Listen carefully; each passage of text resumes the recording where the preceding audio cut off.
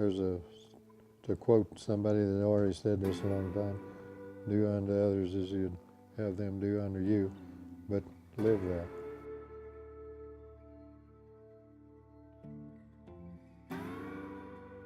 I take more emphasis in character and ability. I've got a lot of respect for the people that honor their word, that believe in working for a living, treating their fellow man right, and to me, those are the great people of the world.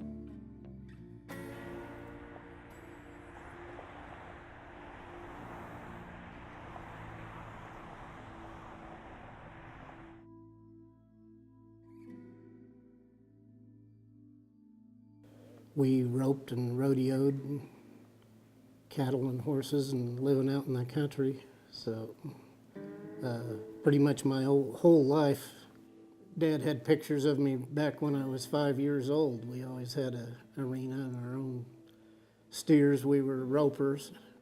My dad always had super good horses, so we would actually have world champion rodeo people come and buy horses or borrow horses especially during the 4th of July. Meeker, Colorado used to be, it was one of the oldest rodeos in Colorado.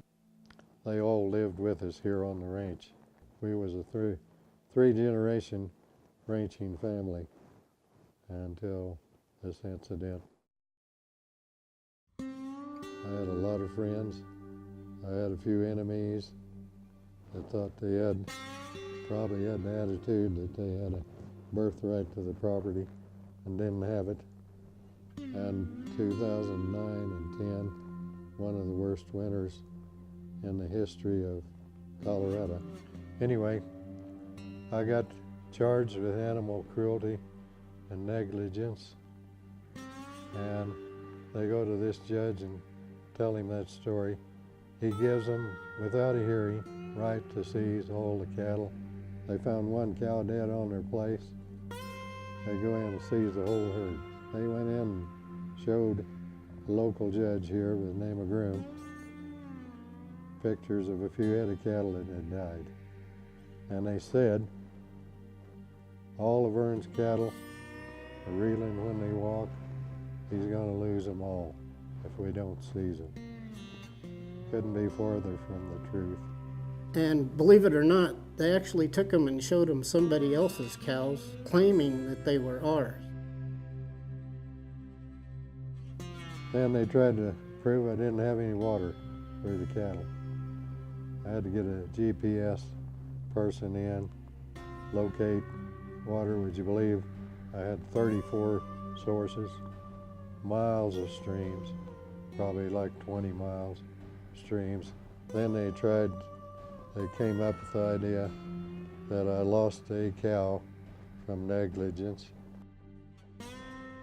Then there was a trial set a year and a half later, like in December of 2011.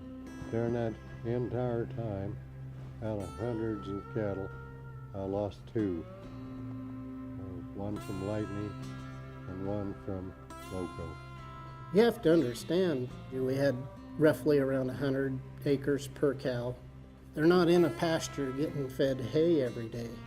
You're going to have some loss. It's a part of the business. He said, well, we lost some back in 2010, 2009 and 10, so I'm going to declare him incompetent, and that you have a right to go ahead and seize all the cattle. They had ruled that I was an unfit operator, so it put me out of business. The real goal that these people had in mind was to gain my property. If we'd have had honest judges, if we'd have paid attention to perjury, they would have got nowhere. He's still up there working, taking care of the horses and kind of doing what he wants to, but that's the only life he's ever known. It's kind of his only choice, I guess you could say. He's got to make a living, and he's, just hung in there and stayed with it.